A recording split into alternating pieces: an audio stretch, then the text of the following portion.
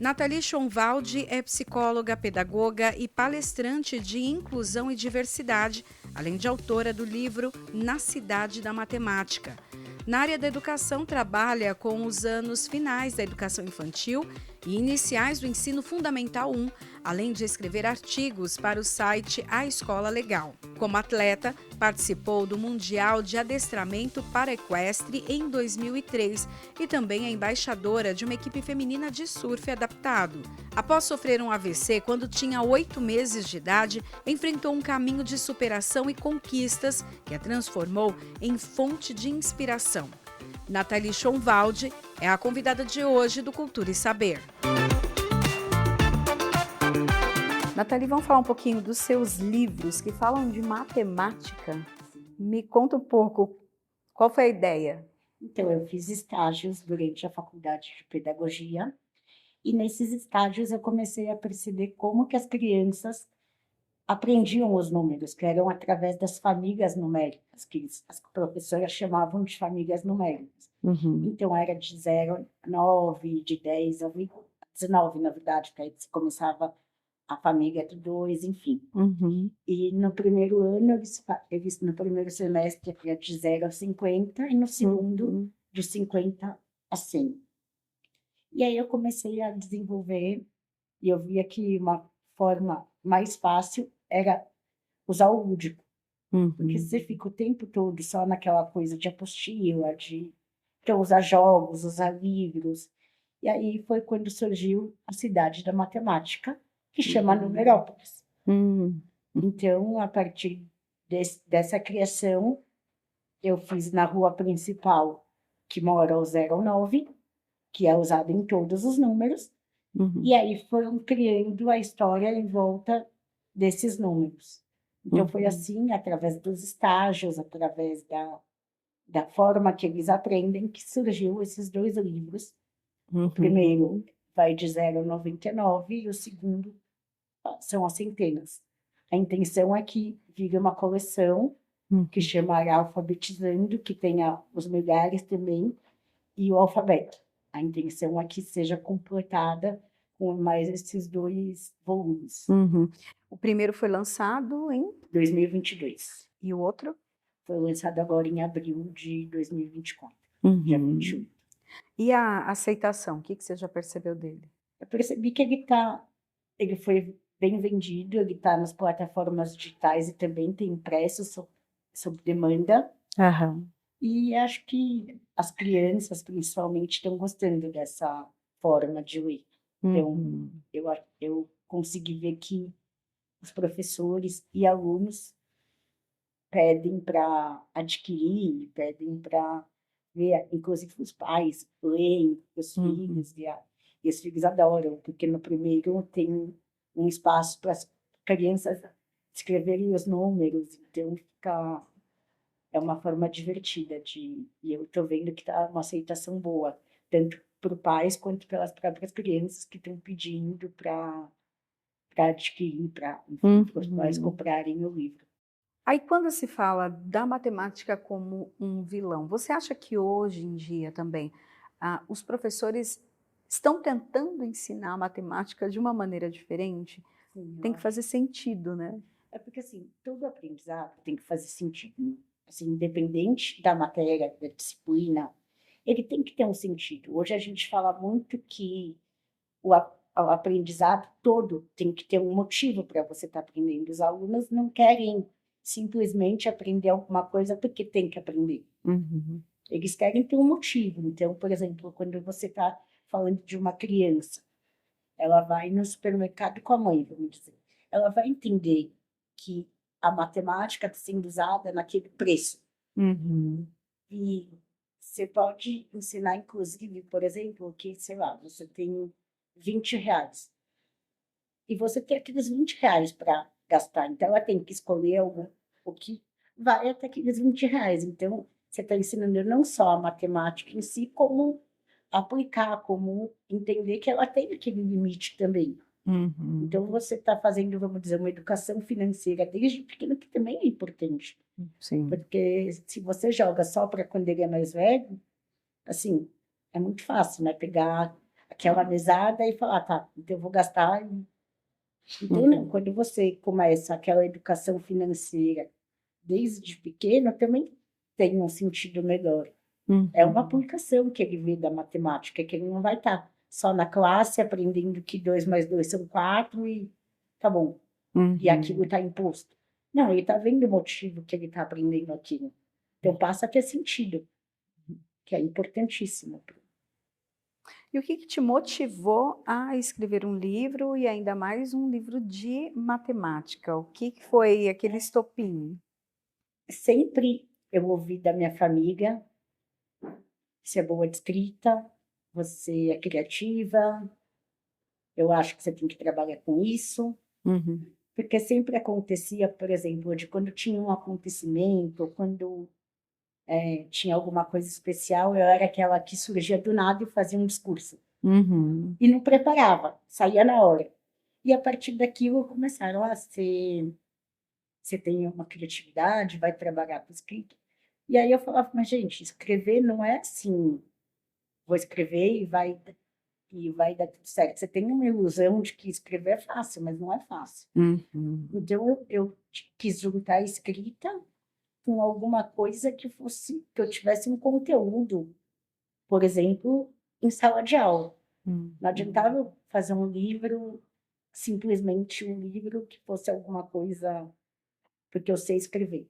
Saber escrever, tudo bem. Agora, saber escrever a ponto de virar uma história, de ter interesse por escolas, ou ter interesse pelos pais, não é uma coisa tão fácil quanto pode parecer, né? Então, foi isso que busquei. Hoje em dia, a utilização de jogos para o aprendizado. Sim. Não é mais só aquela coisa que você vai daquela apostila de 20 páginas e a criança tem que fazer. Não, hoje você tem jogos inclusive de matemática. Tem aplicativo, né? Tem aplicativo, mas assim, jogos de tabuleiro, por exemplo, que a criança consegue jogar, sair um pouco dessa questão da tela também, que hoje você tem muito. Sim. E assim, a escola tem que usar, porque hoje em dia é impossível você não usar o digital, mas você também tem outros métodos, como o livro, como jogos, que acaba não só ensinando conteúdo, mas trabalhando socialização, trabalhando regras, que então é um todo. Também são coisas que têm que ser trabalhadas na escola. Qual foi o principal desafio que você teve para escrever os seus livros? Eu acho que o principal desafio foi ser paradidático, porque ele não é um livro didático, é um livro paradidático, ser um livro lúdico e, ao mesmo tempo, que tenha um conteúdo que possa ensinar. Então, assim, juntar essas 3 coisas é mais complicado. Mas eu acho que foi esse desafio de juntar uma história que fosse legal para uma criança ler e, ao mesmo tempo, que trouxesse algum aprendizado para ela de uma forma que não fosse pesada também, que não era a intenção. A intenção é justamente ser um livro que eu possa ler à noite para o meu filho e não vai parecer uma coisa que ele está na escola ou que eu estou tentando só passar o conteúdo de matemática. Acho que esse foi o maior desafio.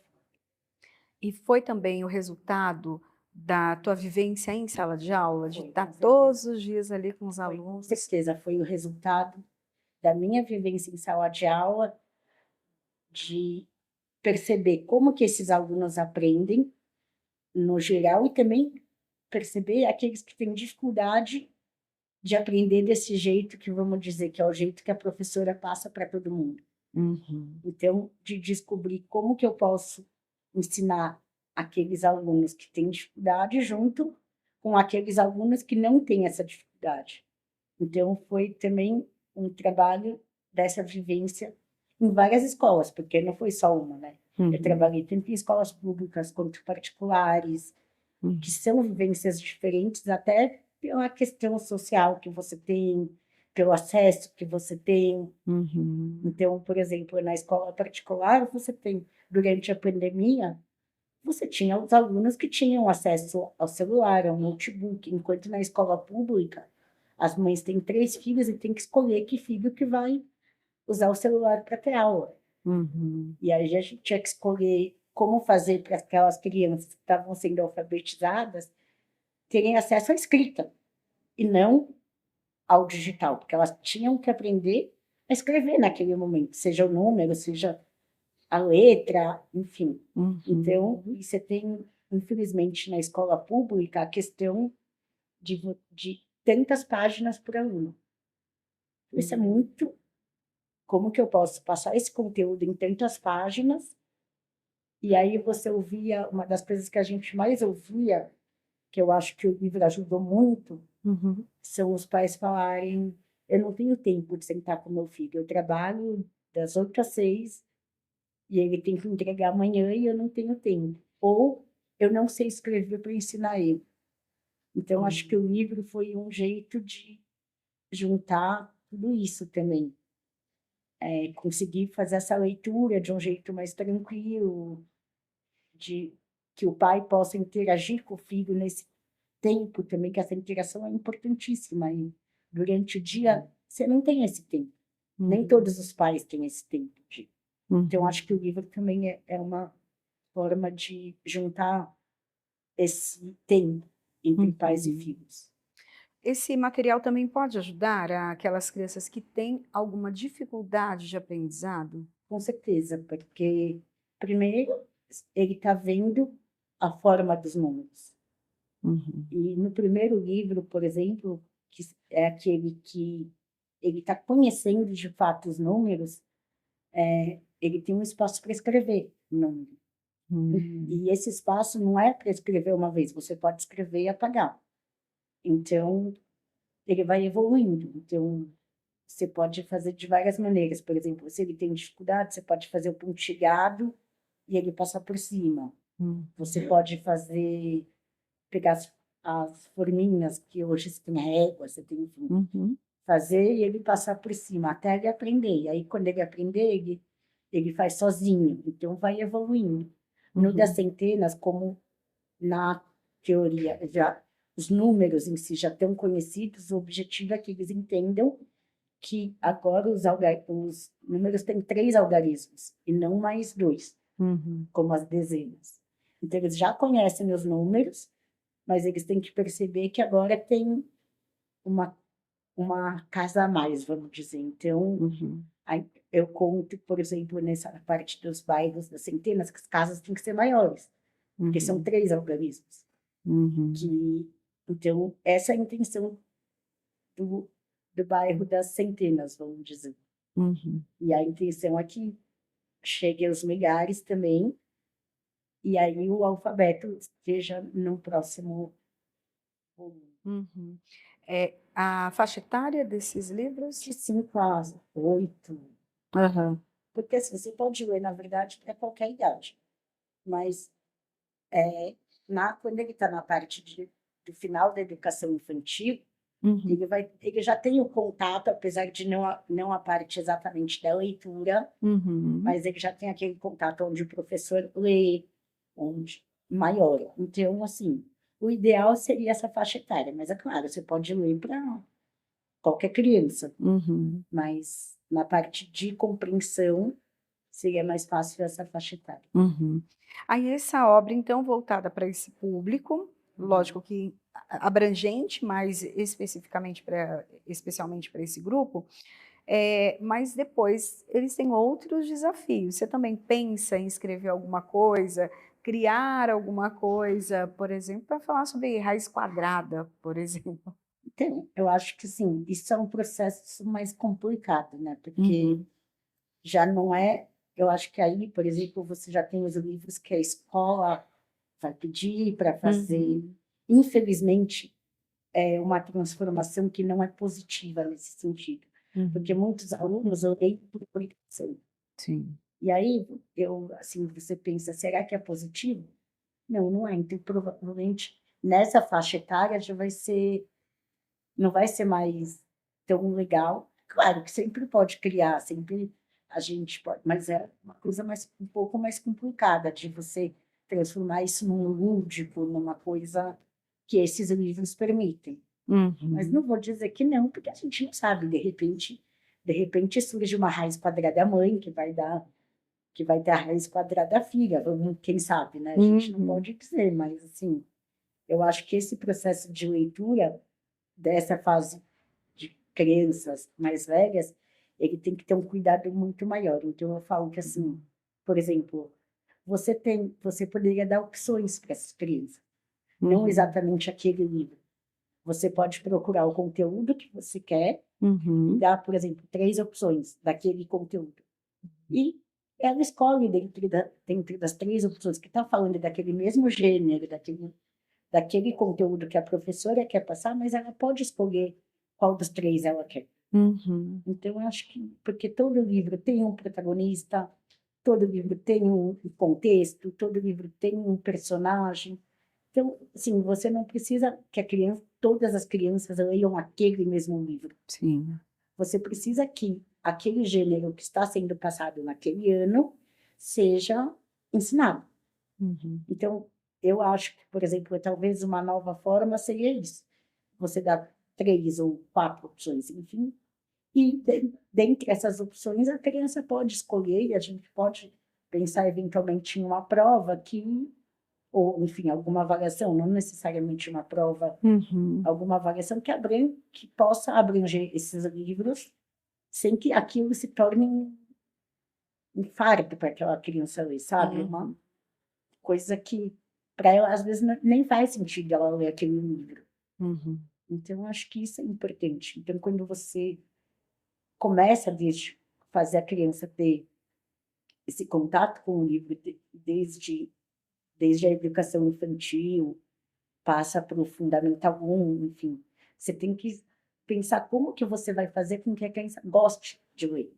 Hoje é importantíssimo que a criança tenha esse contato, ainda mais que você tem um acesso tão fácil ao digital, você precisa fazer esse equilíbrio, porque muitas vezes, assim, é muito mais fácil a criança fazer um trabalho baseado em um site. Então, às vezes, ela pega aquele site e nem sabe do que. Então, eu acho importante você manter essa fase da leitura desde o início, que é o objetivo desse livro, até você manter esse gosto pela leitura.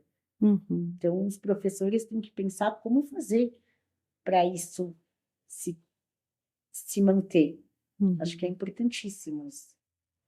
Aí a gente tem hoje, além do acesso super fácil para as crianças da internet, dos materiais, tem a questão também hoje em dia até da inteligência artificial, que já é um grande desafio, né, para os professores também. Porque, às vezes, hoje você não pode negar que a tecnologia está aí, você não pode, não vai existir aquela coisa de não usar a tecnologia. A tecnologia está aí, é um fato, vai se desenvolver. Eu acho que é importante você mostrar as fontes que eles têm que procurar para eles entenderem o que é uma fonte correta, o que é uma fonte adequada, o que pode ser uma fake news, que também é um problema gigantesco hoje. Então, você não pode negar que a tecnologia exista e que eles vão utilizar dessa tecnologia. Eles vão, porque o fato está aí. Mas como utilizar as fontes corretas, quais são as partes que eu posso procurar e eu vou estar com uma fonte certa, como usar a própria inteligência artificial. Ela pode ser uma base, por exemplo, para você ter uma base do que você está falando, mas isso não quer dizer que você vai pôr o texto inteiro que o GPT te trouxe. Você pode usar isso como base, junto com uma pesquisa que você fez em outros sites, de fontes, obviamente, confiáveis, e montar um texto seu. E utilizar junto com isso livros também, que são extremamente importantes. Então, essa junção vai ajudar a ter um aprendizado completo e sempre pensando que hoje o aprendizado tem que ter sentido, seja no Fundamental 1, seja no Fundamental 2, seja no ensino médio, seja na própria universidade. Tá lá e ver uma aula inteira assim, se ele não está entendendo do motivo que ele está lá. Sim. Aí você disse que aqui é uma coletânea, a ideia é ter uma coletânea, né, já Sim. tem 2 livros prontos. Eh, Você comentou sobre a língua portuguesa também. Uhum. Como que vai ser a historinha, então, da língua portuguesa? Vai Sim, seguir. mais ou menos isso. Hum. Então, a ideia é que as vogais morem na rua principal, porque sempre tem uma vogal em qualquer sílaba, Uhum. e aí a gente vai descobrindo as sílabas, as palavras, como se você pode juntar as mesmas sílabas e formar palavras diferentes. Uhum. A intenção é justamente essa, que eles possam perceber que o nosso alfabeto, juntando as mesmas sílabas, por exemplo, você pode formar palavras totalmente opostas. Por exemplo, vaca e cava. Uhum. São as mesmas sílabas, só que em ordem oposta. Então, e que eles podem juntar também outras letras e formar coisas que não têm nada a ver. Assim, Uhum. são palavras que também, mas são outras letras. Então, o objetivo é juntar isso e que ele tenha uma conexão com os números. Então, por exemplo, uma ponte que vai de uma cidade a outra. Enfim, isso eu ainda estou querendo como que eu vou fazer, mas a intenção é essa, Uhum. que surja essa ponte para o alfabeto também ser trabalhado. Uhum. Você percebe nas crianças também o desafio com a língua portuguesa?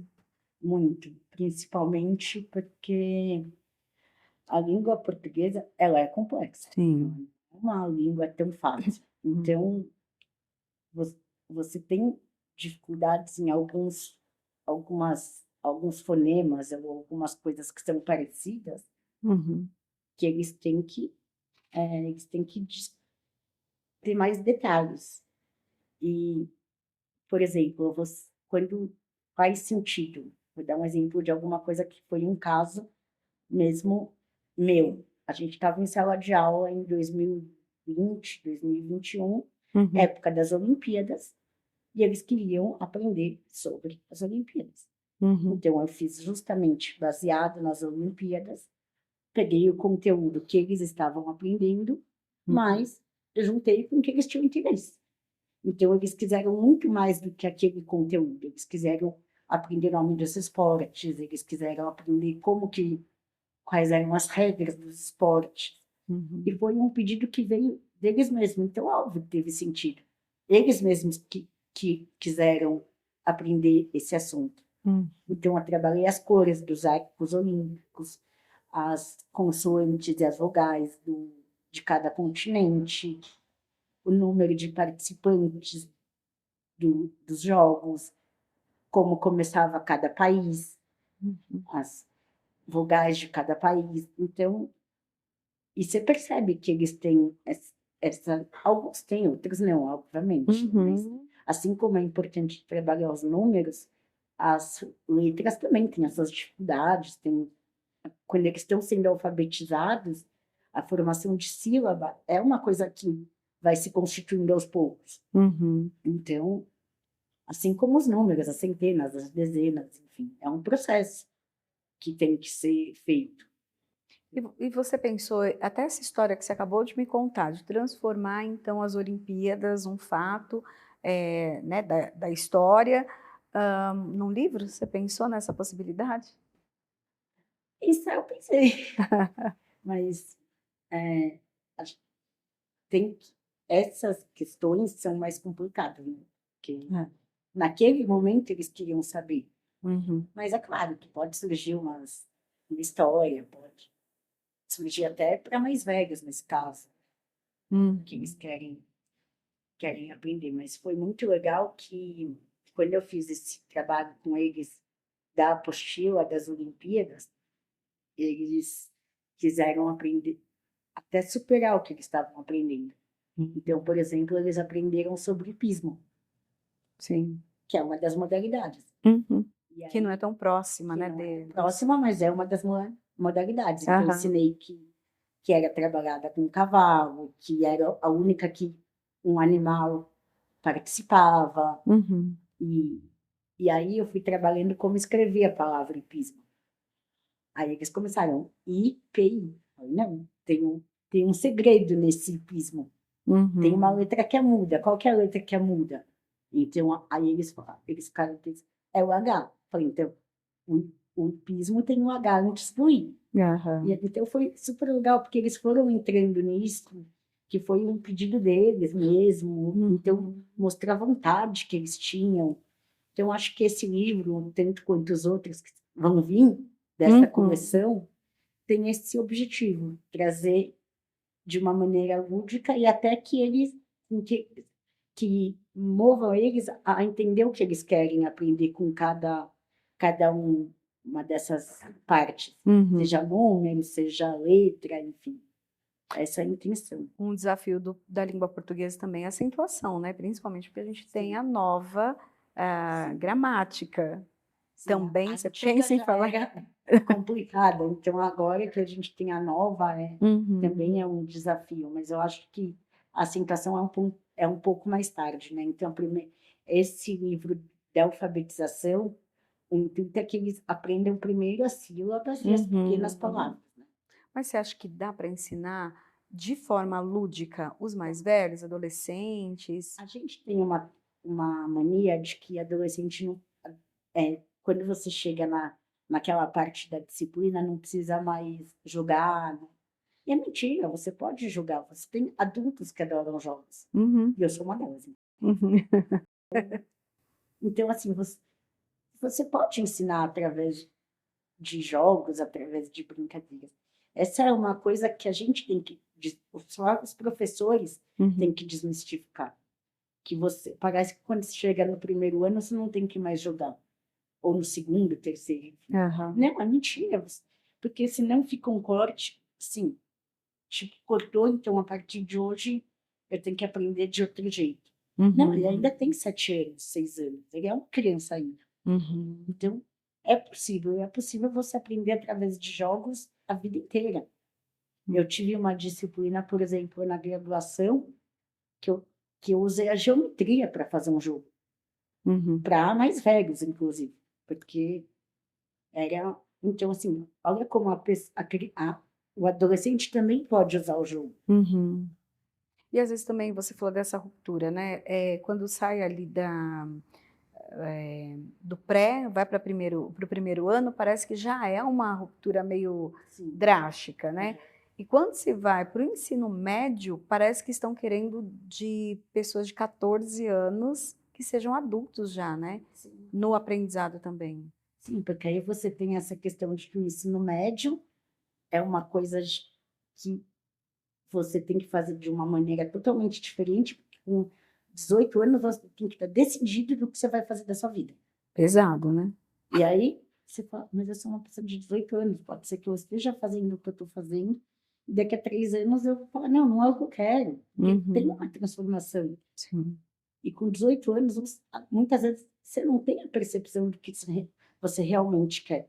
Uhum. É complicado isso. Mas aí pode-se usar o lúdico também para esses adolescentes aí no ensino médio. Pode, tem como. Aham. É você pensar como cada faixa etária tem uma maneira do lúdico. Uhum. Então, é usar de acordo com a faixa etária que ele está. Uhum. E nós, como professores, temos que quebrar essa barreira de que você não pode mais usar o lúdico. Você sempre pode. Uhum. Você tem que adequar a cada faixa, mas você pode. Por que eu não posso pegar uma pessoa, um aluno que está no quinto, no sexto ano e fazer um jogo sobre o conteúdo que ele está vendo? Hum. O jogo não quer dizer que ele é criança. Por que eu não posso pegar um, um adolescente do ensino médio e fazer um jogo de profissões? Uhum. Não posso fazer isso. É um jogo É. da mesma forma. E eu tô trabalhando com ele o que ele está em dúvida naquele momento. Uhum. Os professores, eles têm, pelo menos a impressão que eu tenho, eles têm ali nas mãos um material muito rico para gerar conteúdo até. Tanto que você criou seus 2 livros ali baseados na sua experiência em sala de aula. O que você acha que outros professores que também têm o dom para escrever, que têm essa facilidade, não se arriscam Eu acho que no mundo sempre tem literário. uma questão da escola tradicional muito forte. Uhum. Hoje está mudando, hoje a gente sabe que o tipo de avaliação não é só aquela que a gente conhecia de prova, você tem uma avaliação processual, você tem outros tipos de avaliação, Uhum. mas escrever é um processo complicado, não é um processo fácil. Uhum. Você tem que pensar que aquele professor tem que preparar a aula, ele não chega lá com a aula pronta. Uhum. E isso tem uma demanda grande. Aí ele tem aquele tempo de 4 ou 5 horas que ele está com o aluno, aí ele tem a avaliação que ele tem que, além de aplicar, corrigir, Uhum. ou enfim, fazer o relatório, que é o que vai para a escola, para a gestão, e aí que já tem que preparar outra aula. Ou seja, não é. A maioria dos professores também não tem esse tempo de escrever e de pensar e parar, porque escrever você precisa parar aquele momento, pensar como que você vai passar aquele conteúdo através de um livro. Uhum. E você tem professores, inclusive, que trabalham em 2 escolas. Sim. Então, você imagina como é um professor que tem que preparar a aula, dar aquela aula, pensar que ele tem a semana inteira para dar aula, ou seja, ele tem que preparar, às vezes, a semana inteira para Uhum. apresentar para a gestão aprovar para aquela aula ser dada. Então, isso demanda muito tempo. Uhum. E como que foi o teu processo, então, de parar, né, preparar suas aulas, se preparar para elas, estar com os alunos e ainda escrever? Então, como eu fiz esse trabalho mais dentro dos estágios que eu fiz. Uhum. Então, eu ajudava a professora titular, mas eu não preparava a aula sozinha. Eu não tinha exatamente essa demanda de preparar a aula sozinha. Uhum. Então, eu consegui esse tempo. E foi a minha parte, foi uma junção da observação com a Uhum. prática. Então, eu consegui esse tempo para juntar e para fazer o que eu estava vendo lá e como que eu poderia juntar essa prática da escrita com o que eu estava vendo. Uhum. Então, foi nesse sentido, eu tive um pouco mais de tempo do que aquele professor que é titular, que tem que estar lá, que tem que entregar sozinho para a gestão, que não é um pouco diferente. Eu consegui fazer essas observações que originaram o livro durante os estágios, Uhum. que tem um pouco menos, não vou te dizer menos demanda, mas são demandas diferentes. Uhum. E depois dessa série, você já pensa em outros temas ou escrever para outra faixa etária? Eu estou no caminho de escrever minha biografia, Hum.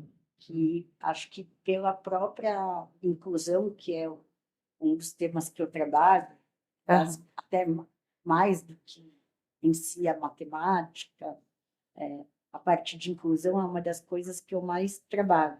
Uhum. Até pela minha vivência, por tudo que eu passei, pela questão do bullying que eu passei na adolescência, principalmente, Uhum. e saber o que acontece no processo atual.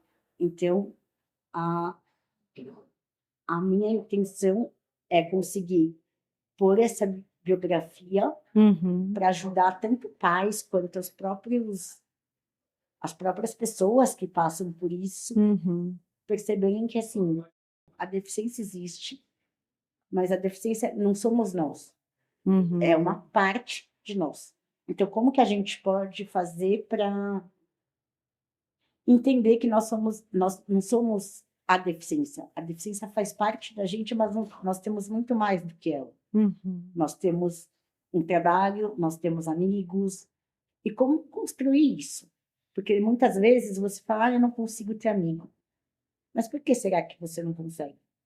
Provavelmente porque dentro de você tem uma crença que você não é capaz. Uhum. Ou você tem a crença de que, como eu tenho deficiência, ninguém vai querer chegar perto de mim. Isso aconteceu muito na minha adolescência, quando eu passei pelo bullying. Eu via todas as minhas amigas namorando, naquele grupo que ia para festa, e eu não ia, porque realmente eu não era chamada. Uhum. E eu consegui através do tempo. Óbvio, trabalho terapêutico, não é uma coisa fácil. Não vou falar, não, eu acordei feliz e contente. Mentira. Uhum. Fiz um trabalho gigantesco. E hoje eu sei que eu tenho capacidades que vão muito além de uma questão de uma mão, enfim, de coisas que da deficiência em si. Uhum. Então, eu acho que é isso. Assim. Uhum. A minha intenção é também usar a inclusão para poder ajudar outras pessoas. Então, o Uhum. próximo livro é a minha biografia, que está vindo por aí. Então já vamos dar um spoiler um pouquinho dessa biografia.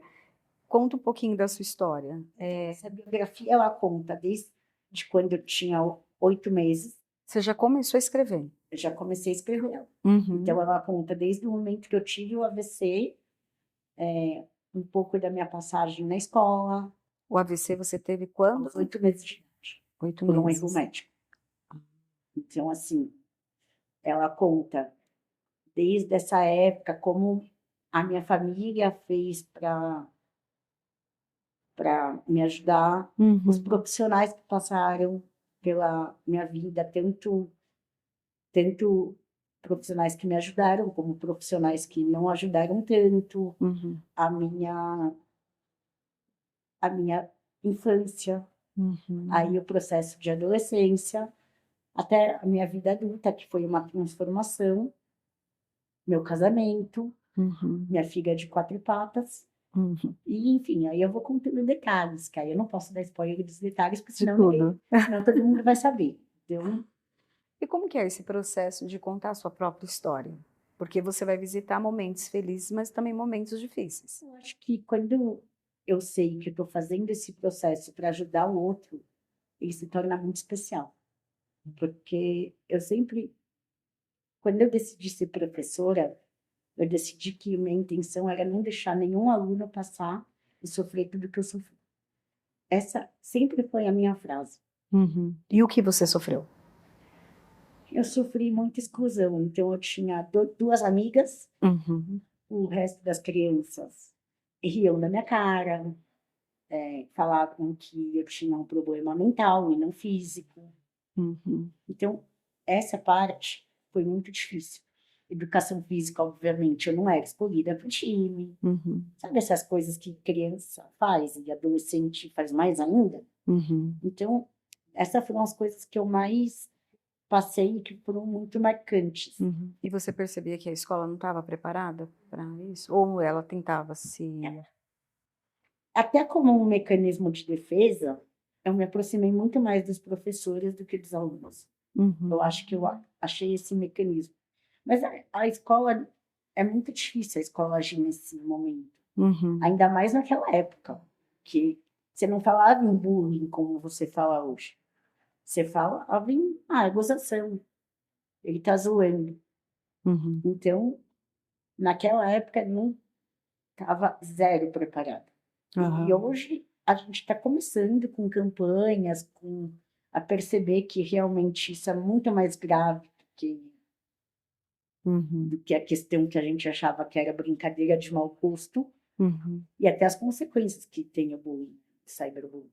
Sim. Então, eu acho que essa bibliografia vai ajudar pais, até os próprios professores, a como ajudar um aluno que está passando por isso, como identificar, enfim. Acho que esse é o grande objetivo que eu tenho com essa biografia. É, quando se fala da inclusão, ela não é apenas colocar ou permitir que a criança ou adolescente esteja ali no ambiente escolar, mas é fazer parte, né? Não só o aluno, né? O professor também. Sim. Porque você não vê professores com deficiência. Uhum. São muito baixos os índices na escola, na educação infantil e na educação fundamental, menos ainda. Você conhece outras pessoas com deficiência, outros professores? Muito raro. Eu acho que eu vi uma ou duas. Aham. Mas, assim, na educação infantil e fundamental, muito raro. A maioria está na educação superior Uhum. e olha lá. Uhum. E fizeram um concurso e aí não puderam. Mas na escola particular, eu acho que eu nunca vi, de verdade. Nunca Uhum. tive uma professora com deficiência, nunca vi. entre meus colegas de trabalho, professores com deficiência. Então, essa é uma das minhas grandes lutas, que os professores com deficiência também sejam inseridos. Uhum. A gente fala muito do aluno, mas a inclusão tem que ser de todos, Sim. não do aluno. Do aluno, do professor, da comunidade, da pessoa que pode fazer a merenda, da pessoa que limpa. Uhum. A escola não é só o professor e o aluno. A escola é um todo. Desde o bairro que ela está inserida até o próprio professor e a relação que ele tem com esse aluno. Uhum. Então, acho que esse é o grande objetivo que eu tenho com essa biografia, enfim, com o meu trabalho com inclusão como um todo. E o que a gente pode entender como inclusão? A inclusão de verdade, não a palavra, né, apenas que muitas pessoas A usam. inclusão é aquele momento onde você trabalha todo grupo para que esse aluno possa participar de acordo com os limites dele, de acordo com a possibilidade dele. Uhum. Então, eu posso fazer, por exemplo, eu sei que aquele aluno tem dificuldade de escrever naqueles 50 minutos da prova, Uhum. ou que ele tem dificuldade de fazer a prova em si. Como que eu posso fazer uma avaliação com ele que ele se encaixe Uhum. e que ele consiga fazer aquela avaliação? Porque muitas vezes ele sabe o conteúdo e ele não consegue fazer aquela avaliação que todos vão fazer. Então, eu posso preparar uma avaliação para ele. Eu Uhum. posso ir no ritmo dele. Ele pode ter um ritmo diferente, porque cada aluno é único. Você não tem alunos iguais. Uhum. Então, essa coisa de aí eu preciso enquadrar em um padrão. Uhum. O que é padrão? O que é o normal? Não existe, se você pensar. Cada um é um. Sim. Você pode ter uma dificuldade em matemática, eu posso ter uma dificuldade em português, a outra pessoa pode ser ótima em química, ou você pode até ter as questões de artes, por exemplo. Você tem dificuldade em Uhum. matemática, mas você é ótimo em desenho. Sim. Então, por que não usar aquilo? Por que não usar as suas potencialidades ao invés de ficar nas suas dificuldades? Uhum. Eu acho que é isso. Quando você usa as potencialidades daquele aluno, você vai conseguir muito mais sucesso. Uhum. Porque você vai estar usando o que ele tem de bom. Não ficar focando, ele não sabe matemática, então eu vou ficar na matemática e tenho que trabalhar. Não, é óbvio que ele tem que trabalhar matemática, não estou dizendo que aquele conteúdo tem que ser excluído, Uhum. mas a gente pode pensar como trabalhar aquilo de uma forma mais adequada para aquele aluno. Uhum. Então, acho que a inclusão é isso. É o professor entender que ele vai precisar de adaptações, e adaptações desde físicas, cognitivas. Cada um tem uma adaptação necessária. Uhum. E você acha que o teu livro, a tua autobiografia, pode ser até inspiração para que outras pessoas vejam que, como você disse, a deficiência não te define e você pode chegar onde você quiser. Afinal de contas, você é professora, escritora, já está psicóloga, então já tem um leque aí. Essa é a grande intenção, que a pessoa que leia esse livro possa falar, então eu posso. Uhum. E eu posso não quer dizer fazer o que a Natália faz. Eu Uhum. posso fazer o que eu quero fazer. Eu pus, por exemplo, um objetivo nesse ano, que era aprender a surfar. Você Uhum. fala. E eu estou conseguindo. Eu decidi Bacana. que eu ia. E assim, a minha intenção é que essa pessoa pense qual que é o sonho dela, qual que é o objetivo dela. E tenha coragem para ir em busca disso. Uhum. Nas ferramentas que ela tem, e busque melhores ferramentas para ir em busca daquele sonho que é dela, não o meu. Porque cada Uhum. um tem um. Então, acho que esse que é o grande objetivo do meu trabalho. Falando em sonho, então já tem terminar aqui a coletânea, fazer a biografia, mais sonhos? Surfar já está indo. Surfar. E ser alguém que ajude outras pessoas através da minha história. Acho que se eu conseguir ajudar um aluno ou uma pessoa, você já está transformando. Uhum. Então, acho que é isso. Acho que sonho é você conseguir ajudar o outro, é você conseguir decidir as coisas que te fazem feliz. Uhum. E O mundo não é conquistar o mundo que te faz feliz. Porque você não vai conquistar o mundo, você vai conquistar as pequenas coisas. E você conquistar as pequenas coisas é o que vai te fazer feliz no dia a dia. Eu acho que é isso. Tá ótimo. Parabéns e sucesso. Obrigada. E daí, quando sair a biografia, a gente marca um novo Cultura e Saber. Com certeza. Obrigada. Obrigada.